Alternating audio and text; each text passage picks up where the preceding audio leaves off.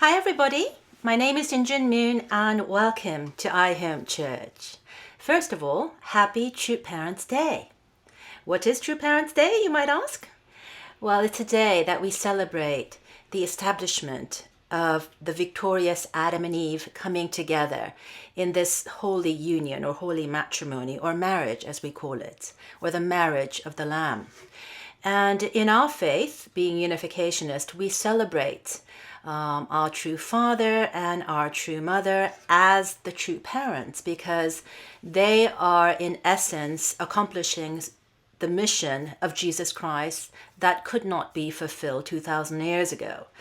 We believe that Jesus Christ came to not just die on the cross, but to actually fulfill his mission in terms of finding that beautiful bride and establishing a beautiful family that can be the example of a loving family or an ideal family or a family that really shows the world how to deal with all the problems that come hand in hand with building a family and inspire us to do great things by expressing true love in our lives.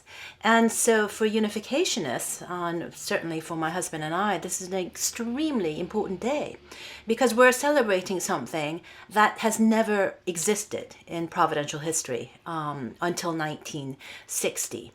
And we realized that just the fact that we can say, Happy True Parents Day, is an incredible gift because we are the lucky ones that really had the opportunities to somehow be tapped in or to be anointed and appointed at this time so that we can work together with our true parents here on earth. And even though our true father has ascended, we know that he is still working hand in hand together with our true mother here in the physical realm, and we know that the providence is moving forward. And so it's an incredibly awesome day. And it's a day, really, when we should be asking ourselves, well, how are we doing in terms of becoming those little true parents to the world, in terms of becoming a living testament to everybody that we know, our family and friends and colleagues, how are we doing in terms of our relationship with God, who is our heavenly parents? How are we doing in terms of our relationship with our true parents? And also, how are we doing in terms of our own relationship to our parents, through which we have been given this awesome gift of life? Well, this reminds me of this little conversation that I had with a 16-year-old boy some years ago. His parents brought this boy into my office wanting me to somehow help the relationship because the relationship between the parents and this young man was non-existent. And it was very difficult and causing a lot of toxic elements in their lives, and it was making everybody miserable. And I remember asking this boy, so what's the problem here? And the young man said, well, I just can't stand my parents. I absolutely hate them. I detest them. Every time I see them, I want to just throw all these things at them. And so I asked him, I said, why do you hate your parents so much? I mean, is it the way they speak to you? Is it some of the things that they do, or do you feel restricted by them? And he said, nah, as people, they're great, but I just hate them because they're my parents. And so I said, wait, let me see if I can get this straight. You are basically saying that as people, you don't have any problem with them, but simply because they have been designated in your life by fate or destiny or whatever you call it, as your parents, that's the reason why you hate them? And he said, yeah, I gotta hate someone in my life. And, of course, we kind of chuckled, and the parents kind of also chuckled along nervously. But, that conversation made me think. And so with this young man, I said, well, if that's the case, then, we really got to go to the bottom of it and really start asking questions as to why you hate this person or why you feel bitter. Because when I worked or when I talked with this young man, the word bitter started coming up again and again and again. And this understanding of bitterness, which became this monumental resentment that stood in between his loving relationship with his parents, was really the problem as to why this family could not move forward. And so when we consult the good book and we look at Hebrews chapter 12:15, it says that bitterness is the roots of resentment that shoots forth and causes trouble and bitter torment, and many become contaminated and defiled by it. And, this is kind of an interesting definition of what bitterness is, because in essence, when we become bitter, we become slaves to what we perceive as pain, discouragement, or difficulties of a particular situation, in that we are in a way deciding to allow life to throw these minor details or minor offenses at us. And instead of somehow trying to digest it in a healthy way or deflect it with a wonderful positive attitude, what we do is we take in these little minor detail offenses and we actually help it to grow by harboring it and actually rehearsing it on a daily basis, maybe sometimes several times a day. We rehearse this pain, this discouragement, and this disappointment or difficulty with life until it becomes something monumental. We are in essence building the Washington Monument out of little discouragement, little minor offenses that somebody has done, but over time, we build it into something much greater than what it initially was. And we realize that, yes, a lot of bitterness is the result from hurt or loss or trauma, but the longer it grows, the bitterness, the more powerful and all-consuming it becomes.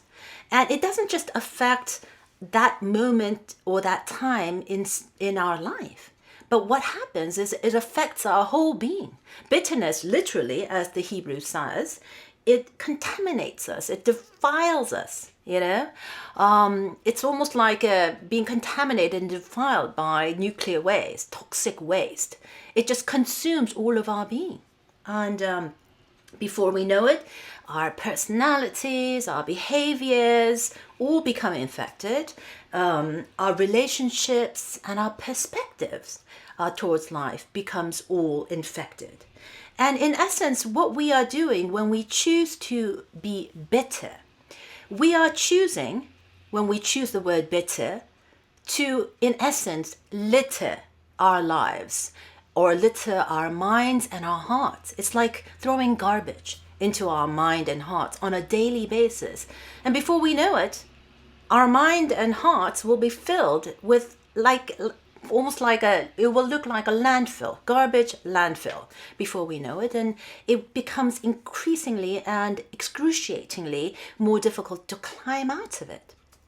But the important thing about having this relationship with our Heavenly Parent, which is God, and this relationship with our true parents, and a healthy relationship with our own parents, is that it helps us to live a better life if we can kind of take a different perspective on the relationship that life is throwing our way. So instead of choosing to live a bitter life, littering our minds with all of this garbage and toxic waste, we can choose to live a better life. And when we choose to live a better life, really kind of expressing or practicing true love in our life, what we are doing in essence is taking all the ingredients that have already been predetermined. For instance, we cannot choose our own parents. We cannot choose our own circumstances or the environments that we are born into. In essence, there's this wonderful quote by Reinhold Niebuhr that has helped me through numerous difficult situations. And he says, God grant me the serenity to accept things I cannot change, the courage to change things I can, and the wisdom to know the difference. And it's kind of interesting that he uses the word serenity, because we have to learn how to be at peace with things that we cannot change, like our parents, like our home, like the environment that we're born into. But we also need to have the courage, meaning we have to learn how to go beyond ourselves, to kind of grow out of our comfort zone and do things that will be challenging to us, to change the things that I can, the things that are within the realm of my 5% responsibility. I can't change my parents, I can't change my environment, but I can change who I am going to be. And of course, the wisdom to know the difference. Wisdom, in essence, comes through experience and through life. And so as we grow mature, of course, our wisdom, our basket of wisdom will grow more profound and deep and more increasing in latitude. But it's this daily effort of really choosing not to be bitter, but to choose a better life that really allows us to take all of these ingredients and mix it into what I call a batter. You can choose to have a better life by creating this incredible batter that is going to help you bake an incredibly awesome 3-level tiered chocolate cake, And relationships are kind of like that, in that there are certain things that you cannot change. You need flour, you need sugar, you need chocolate, and you need salt, and you need a bit of pepper to bring out that chocolate flavor. But the way you mix it together and the way you bake it and then the way you design it, that's all up to us. That's all up to you and me. And so instead of getting, bogged down with feeling bitter and, feeling like you have this landfill of garbage to work with, by simply shifting the way we look, or simply shifting our perspective, or the way we want to behave in response to the life that we are dealing with, we can vastly change our world and in essence become the owner of our world. So when we choose to live better instead of live bitter lives, the same quote from Hebrews, instead of bitterness being the root of resentment that shoots forth and causes trouble and bitter torment, and many become contaminated and defiled by it. If we just simply change our perspective or our ways of looking at life, that same quote, instead of starting with bitterness, if we start with gratitude, it becomes the root of fulfillment that shoots forth and causes joy and utter happiness. And many become inspired and empowered by it. So it's the same life, same set of parents, same set of true parents, same set of heavenly parents, but depending on whether we choose a life of bitterness or a life of gratitude, or whether we choose to live bitter, choose bitter or better, the whole picture starts to change. And so I know that, here we are celebrating True Parents Day, and it's just such an awesome thing that in the body of true parents, we have the unity of heaven and earth right now, and a lot of incredible things are taking place, a lot of new things. In a way, the voice of the feminine is being expressed through our true mother. And it's coming out in full force. Well, what do you expect? It's been silent for the last 2,000 years. Of course, when the feminine starts to speak, it is going to start speaking in full force. But many of us are not fully equipped to deal with that, because we don't really have a model of how you deal with the feminine aspect of God. Because the history of Christianity has been very patriarchal.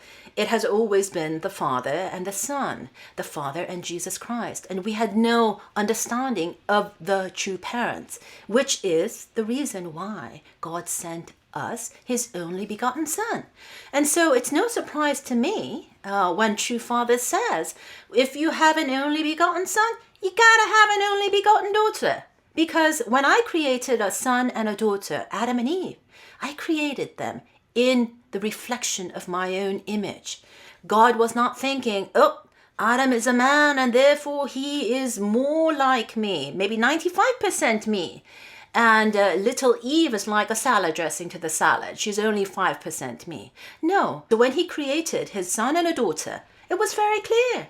Son and a daughter on a horizontal plane, in essence, being on the same equal value, foundation, in authority, all of these things. So the exciting thing as a student of religion, when I think about the body of true parents and I really want to live myself honoring the sanctity of true parents, it's really, in essence, I get a chance in my life to really honor and respect the masculinity as well as the femininity of God in my life through the representation of, in this wonderful, through this incredible man, Reverend Sun Myung Moon, and this incredible woman, Hak Jahan Moon. And so as we move forward in terms of our faith and our community, I really encourage all of you to kind of open up your hearts and not get stuck on the minor offenses or the details that have been just debated over, virulently and with just so much hate and so much bitterness. I mean, some of the conversations that are taking place on the internet, I just cannot believe are coming from people who claim or who profess to love God as their heavenly parent, who profess to love true parents. If you love true parents, you have to honor the sanctity of true parents. So when I hear arguments like, well, true mother changed the blessing pledge, true mother changed the Cheonsonggung, well, why does true mother not have the right to edit the texts of father's words? If she is the true parent, she has absolutely the right to edit. She did not get rid of Cheonsonggung. This is just her addition of the Cheonsonggung. And what she wants is for a slimmer and more of a portable book that people can carry around instead of this gigantic monster that sits on people's library. And, true father was always making things better, always kind of showing us the new ways of doing things. And so even the blessing pledge itself went through different editions, if you will. It has been changed over time. But true father, is basically saying true mother comes after me and she has full authority as me. Then should we not respect that? And some people have been saying, well, mother, she's going around basically proclaiming herself as the only begotten daughter, and she's highlighting her lineage and therefore destroying and wanting to, hide and not talk about our true father's lineage. Well, true mother is highlighting and talking about her lineage because it is important to show that the only begotten daughter comes from a providential lineage. But just by talking about her lineage does not take away from the providential lineage of our true father. In essence, by understanding both father and mother's lineage, we can understand better or get more of a clear picture of how God has been incredibly working through this man and woman's life. And, when people say, well, I don't understand why true mother can claim that, she was taught by no one, she had to be the one restored by our true father. Father is the ultimate teacher, the Messiah, and therefore father taught her. And for her to say, nobody taught me, basically she's repudiating the Messiah. And I say, you need to be careful before you come to that kind of a conclusion.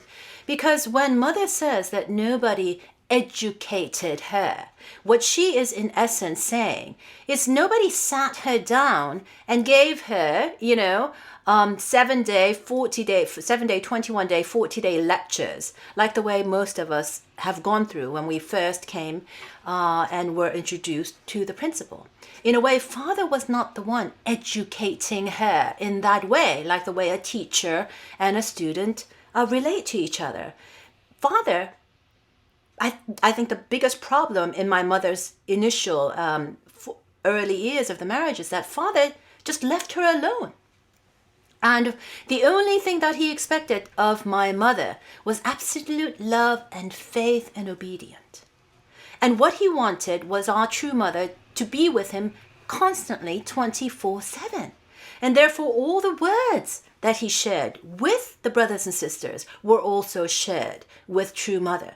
So, in essence, father did not singularly focus on mother and train her and educate her like the way we would like to think. And maybe some of us need to think that way because we need to keep father in a higher position to mother.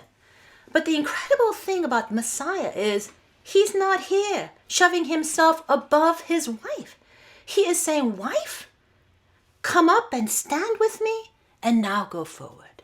And so, yes, for almost the first 30 years of their marriage, mother took the back seat because she had to really prove to father that she can really do her 5% responsibility of being that person of absolute love, faith, and obedience.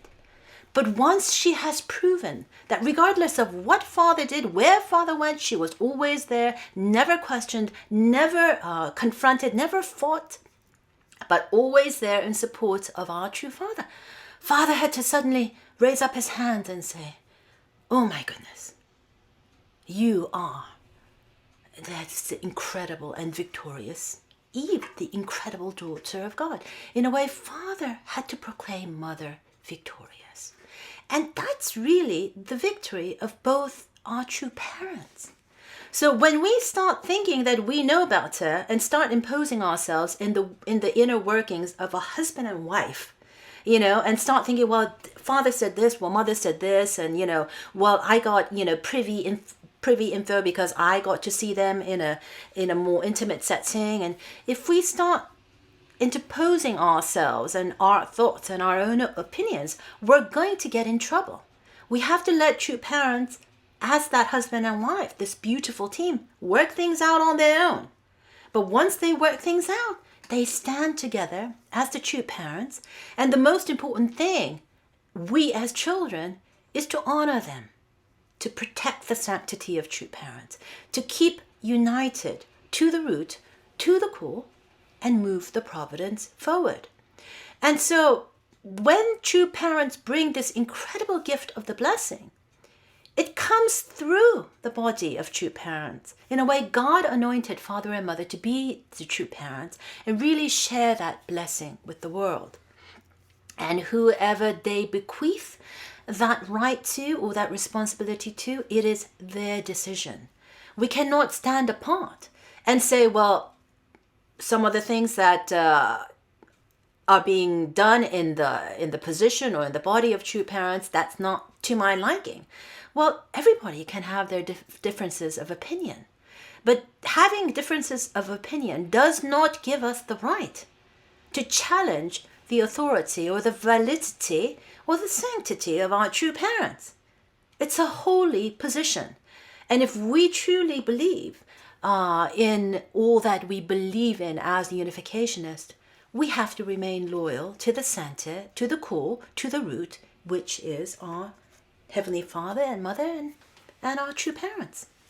So going forth in terms of building a community and building families, one of the things that I think will help a lot of us in terms of not being that judgmental, that knee-jerk reaction that we all have, and judgmental and a kind of a, complaining type of a community, but a community that can really grow with each change and with each difficulty.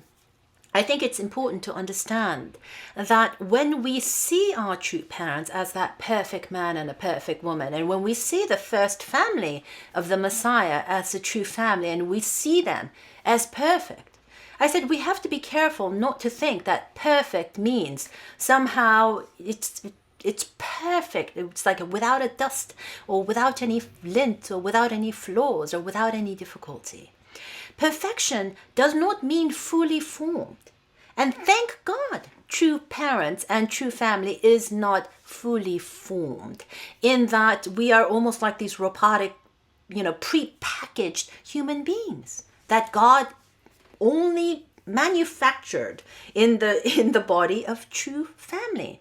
Because if that were the case, then we would be we would have a caste system. True family up here, they're the robotic, they're the perfect ones, and everybody down below.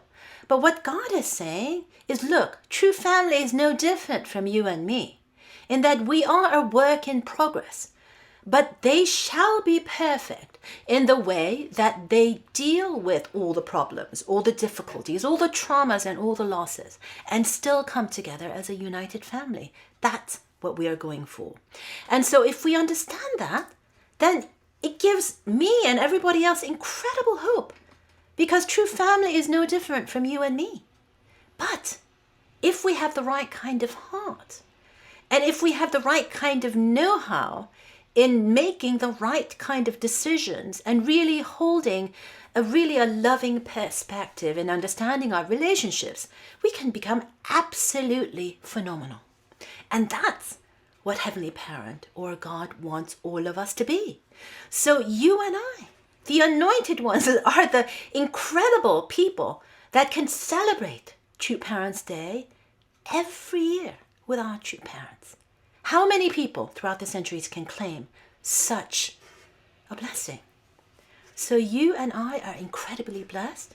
So we need to live our lives as that blessed central family, being gratitude, really expressing that gratitude to our parents, to our true parents, and to our Heavenly Parent, and really showing our children an example of how to be that grateful person. Because when we can do that, your children will grow up and return the gratitude that they've seen you return to your parents and to true parents and to God.